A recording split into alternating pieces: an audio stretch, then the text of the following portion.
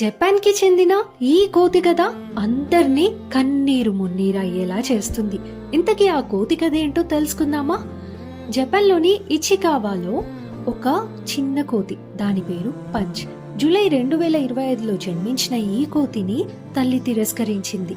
దానితో దిగ్భ్రాంతికి గురయ్యి చావు వరకు వెళ్లిన ఈ కోతిని చూసి ఆ జూ సిబ్బంది దాన్ని దత్తకు తీసుకొని కొన్ని నెలల పాటు వారి సంరక్షణలో చాలా బాగా చూసుకున్నారు. కొన్ని నెలలు గడిచాక వేరే కోతుల గుంపుల మందల్లో వదిలేశారు.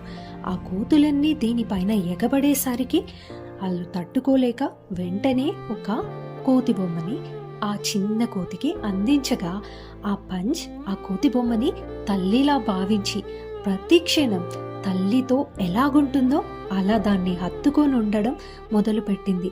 కానీ నిజంగా ఈ వీడియో అందరినీ కన్నీరు మున్నీరయ్యేలా చేస్తుంది.